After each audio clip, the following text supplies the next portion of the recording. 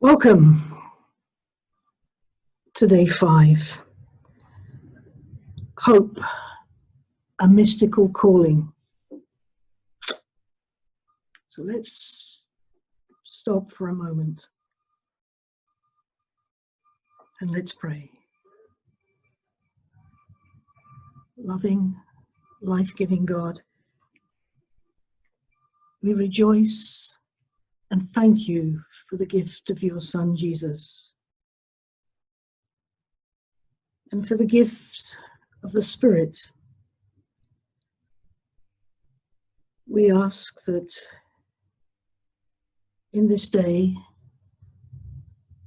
Jesus will walk with us.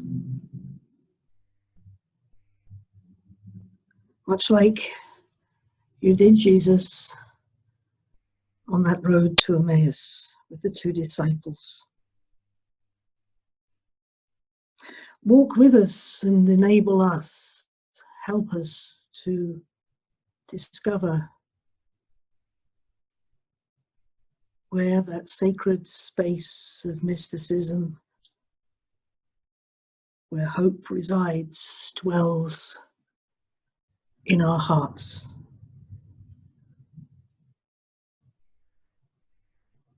Help us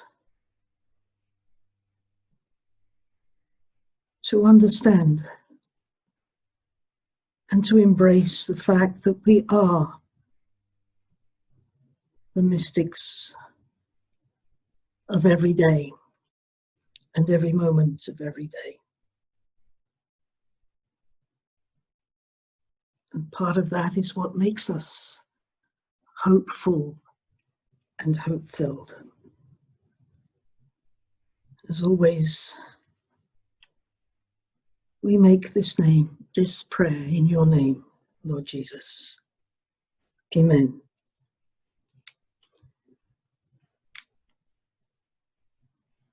The great Jesuit theologian,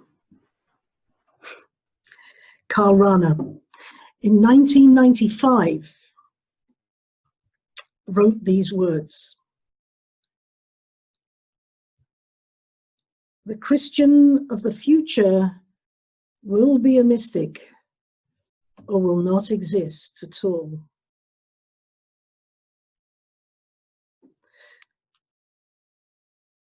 That is some prophecy. I believe that, as another writer says, hope is what moves and directs spiritual evolution in the world. And secondly, that hope is the greatest contribution to the recovery of the Christian contemplative tradition.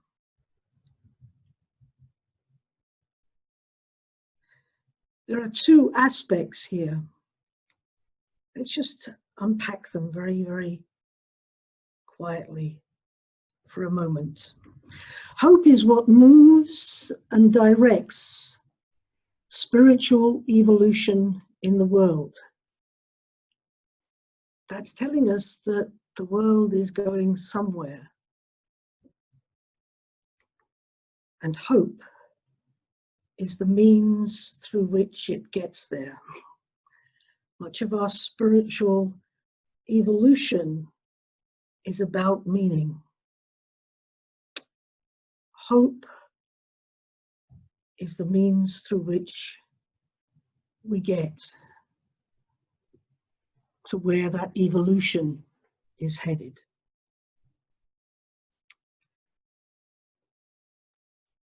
And I love, on your left-hand side of the screen, the drops in the depths.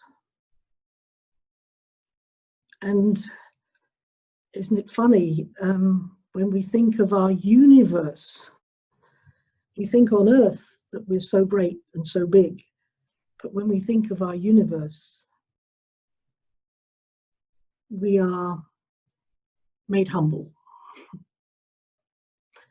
at the end of the roaring 60s in the last century, when for the first time from space we saw our Earth from outside of it. I think it changed the whole way of meaning and understanding for the human person. The Earth in a drop, the fragility and the beauty. The second point was that hope is the greatest contribution to the recovery of the contemplative tradition. Hope is the divine energy and intelligence moving us as collaborators, as co-workers, towards the accomplishment of the purposes of God, of the purposes of this evolution. Very, very poignant and very, very profound aspects of hope. This is why I think that we have Karl Rahner telling us that the Christian of the future will be a mystic or will not exist at all. The contemporary world is calling on us to find purpose and meaning in the experience of God. And as I said yesterday, following my much oversimplified definition, we find that mysticism in the experience of God, but for the mystic, it's actually the call to become the experience of God for others. I believe that's what Rahner is getting at. And in many, many ways, hope has nothing to do with our own private agendas or even subjective need for healing. Hope belongs to the transformation of the world. And when we try to take it for ourselves, it dissipates into meaninglessness. Christian of the future will be a mystic or will not exist at all. So hope desires to transform the world through us. Hope makes use of us to do this, rather than us making use of it. I think we already got from day one how there are two interpretations of this idea of hope. When we make use of hope to transform the world for our own ends, that's manipulation. But we're talking about the virtue of hope. We're talking about the mystic core in hope. That is the Lord, our God, making use of us to transform the world. And so hope we have to see and understand as both subject,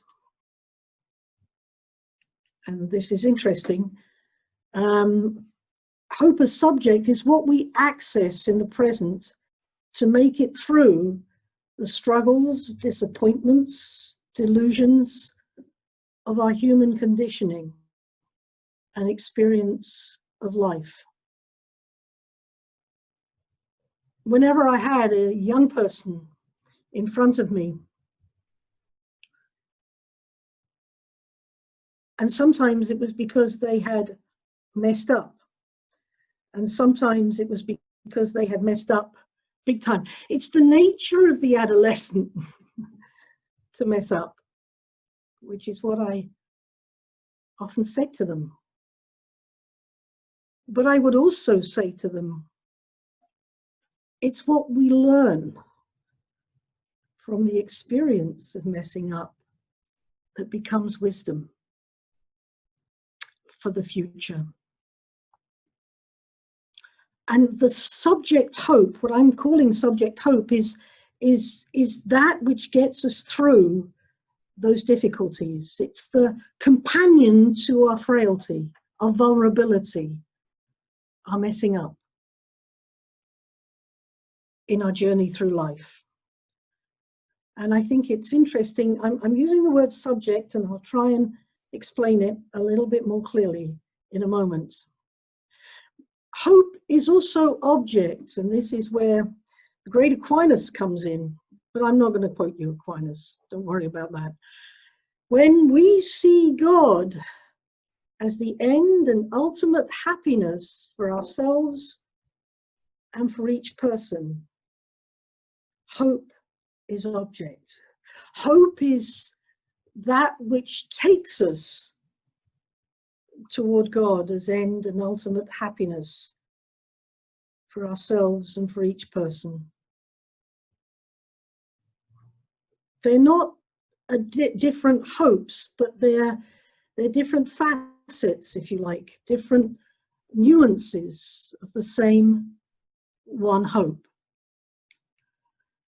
So let me try and explain this a little bit better. I'm going to use two pieces of a movie, which actually is 26 years old now, 25. It had its 25th anniversary last year, I believe. The movie is Shawshank Redemption. And look at that. This was one of the posters that was put out advertising it. Fear cannot hold you prisoner. Hope can set you free. And you've got two figures there. On the top, you've got red. And underneath, you've got the main character of the story. You've got Andy. It's very interesting that I'm going to suggest to you that hope as subject and hope as object are embodied in these two and in the story that we're going to see in a couple of moments. Those of you who've seen the movie, wonderful, you remember both these parts. Those of you who haven't, it's a hard story. It's a difficult story to watch, and yet after this I would suggest to any of you that have access to the movie to have a look at the whole thing in the light of hope object and hope subject, because my intuition is that these two characters exemplify hope as object and hope as subject. And what I mean by that, two characters, they exemplify the dialectic between self-reliant hope and what I'm calling virtue hope, subjective hope and objective hope. Andy plays opera for the inmates and finds himself in the hole as a result of this. Let's have a look at the opera piece. Who would even dare?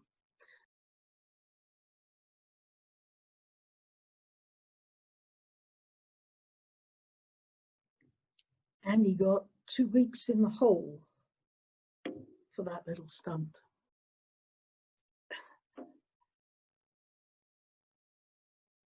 He was working in the supervisor's office. He had access. And above all, he had desire to share his love for music with his fellow inmates. I like to see I'd like you to consider this movie as a tale of two hopes. Andy sees the hope he has within himself, how it has kept him alive, and how it cannot be touched or taken away by prison guards or conditions. And in the story, Andy is an innocent man serving life imprisonment for a murder he did not commit. But he hasn't let his anger fester. Andy comes out of the hole and makes a wonderful, wonderful testimony to hope.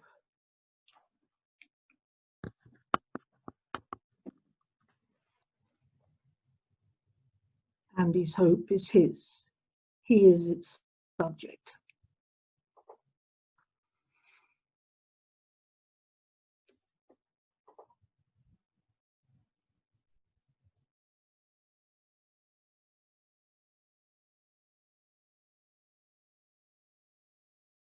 And for those of you who know the movie, Brooks was another friend of Red's and of Andy's. And Brooke had been released from prison. And once out, committed suicide. That's why Red reacts in the way he does. But Andy is adamant. I've got this inside of me. In many ways, Andy is the subject of his own hope.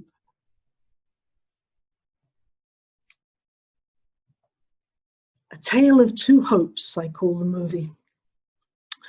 Red learns to hope from Andy. He comes to hope through the experience, the way it is expressed in friendship. Red, at the most desperate moment, remembers of his life once he leaves the prison. He's released from prison and he escapes. But Red is released, he's finished his time.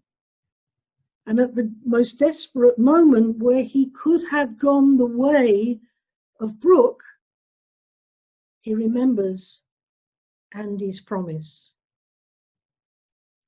When I'm out, come to Mexico and find me. Red goes in search of Andy because he relies on someone greater than himself to regain that hope that Andy feels is his inner freedom, is the cause of his inner freedom. Red's hope is much more an object hope, born of faith and friendship more than self-reliance. And I think we need the two working together. I called it a dialectic. It's a dynamic between the two. Theological hope, and at first watching of the movie, we might be inclined to think, oh, Andy has that, the virtue of hope. Actually, the virtue is epitomized and embodied in Red. Andy is too self-reliant to have linked his hope to his faith. It's a very moving film in many respects, but somehow they epitomize what I have said maybe badly, as you'll probably read in the written piece you'll have. Hope from the heart, and Andy is correct on that. We can only lose it from our hearts. Meets the God of hope That's how I see subject hope and object hope. It is from within that we discover the real wellsprings of hope. Hope calls us out of ourselves. Remember, Andy actually wanted to share this music with the inmates. And he put himself on the line and won 2 weeks in the hole because of it.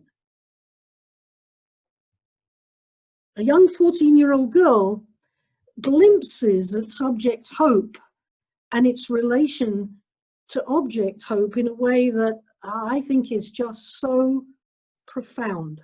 She writes,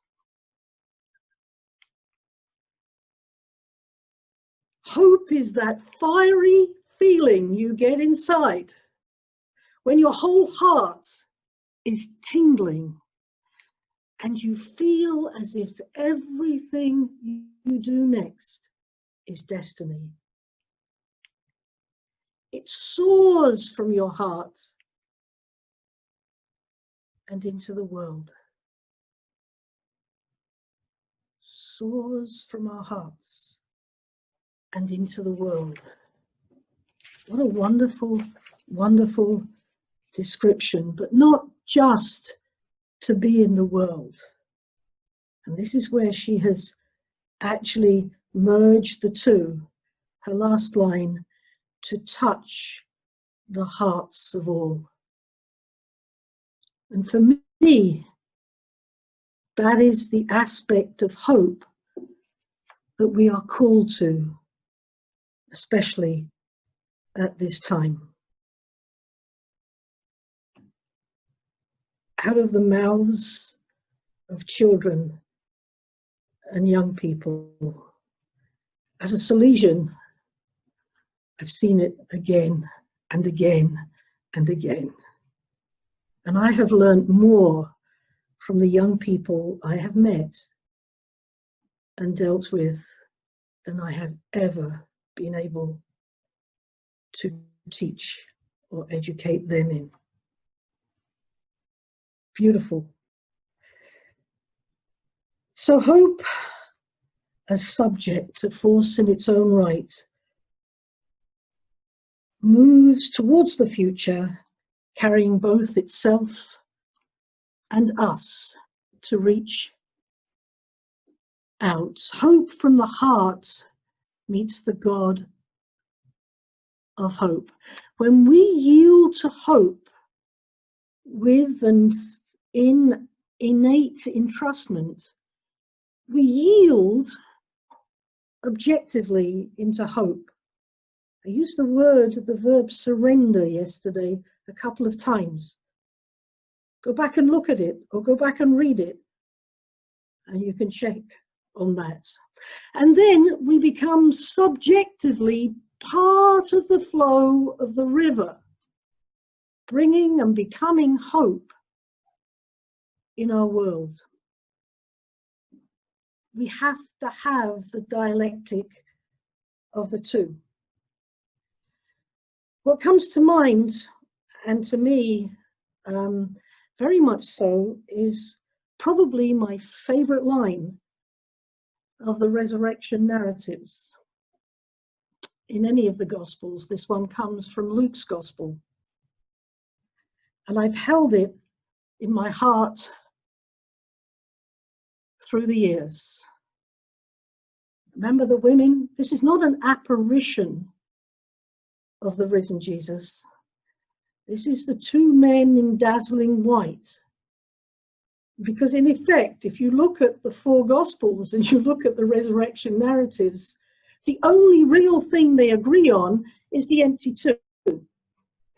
Because they've got similar stories, different stories, but this is not an apparition, which we do get in the Gospels, in the resurrection narratives.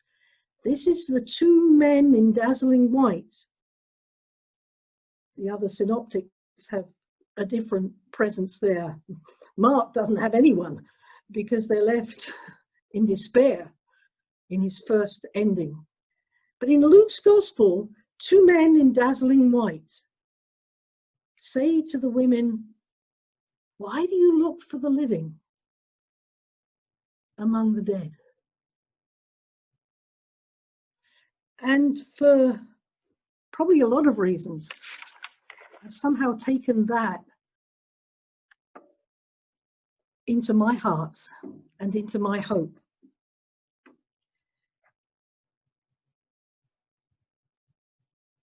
Why do you look?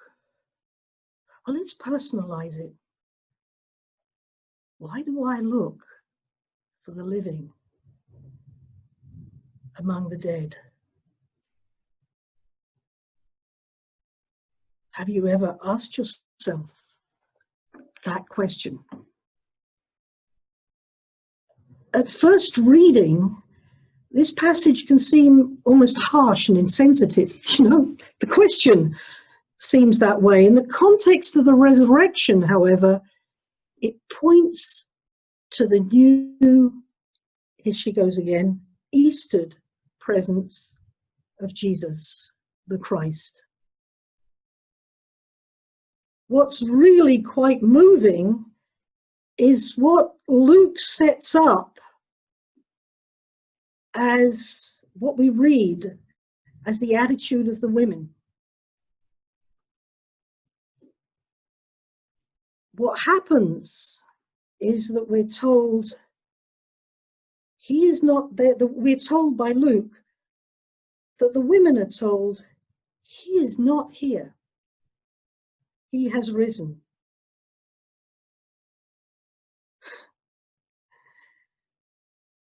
It's very interesting that before that, if you go to the Gospel, chapter 24 of Luke, what you see or what you read is the gestures of the women, the disposition, their non-verbal communication. Their eyes are down. And for fear, it actually says. And they don't know what's going on. I think what happens next is almost as interesting as what happens afterwards. Because one of the figures says to them, he is not here, he has risen, and reminds them that he had told them what was going to take place. They are connected to the consciousness and the hope that had remained in their hearts. To look down in fear signifies acquiescing to a belief that their hope is unattainable. What they do next is to look up and to look outward. To look up and to look outward. To look up and to look outward is the stance of a hope-filled person, connected to the consciousness that reminds them what they had placed their hopes on, who they had placed their hopes in. Then Luke continues, and I'm going to read it. And I think it's a wonderful story of, if you like, or indication of what we need to do with hope. Mystical hope encourages the women to look up and to look out and to see what really is happening, what really is. Luke tells us that their next action is to return to the apostles. You see, to look down in fear signifies, as I said, agreeing that hope, that what I hoped in, the who I hoped in, hasn't fulfilled what I hoped for. To look up and to look outward is the stance, as I said, of the hope-filled person. And this is where the joy and the happiness comes from. It's that connects it to love. So they go scurrying back to the apostles as messengers of hope. I'll use, I think, the expression either later or tomorrow, as agents of hope, because I believe that that is our call. That is part of what and who we're called to be today. The women as agents of hope. It's very interesting. When they returned from the tomb, Luke tells us, they told these things to the 11 and to all the others. And then he names the women. It was Mary Magdalene, Joanna, Mary the mother of Jesus, and the others with them who told this to the apostles. And we're used to it. We've just finished the Easter season. They did not believe the women. I can't say I love that line, but I can say I've experienced it, and often. Because their words seemed to them like nonsense. Peter, however, got up, even if he remains wondering to himself. He got up and ran to the tomb. Bending over, he saw the strips of linen lying by themselves. He saw the empty tomb. And he went away wondering to himself. Faith and hope. The women believed and connected themselves to that sacred hope that was within them. It took Peter a little longer.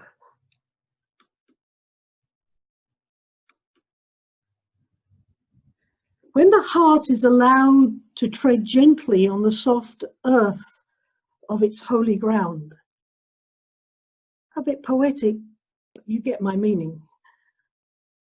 Heart discovers the sublime and yet simple truth that hope lives. Hope lives.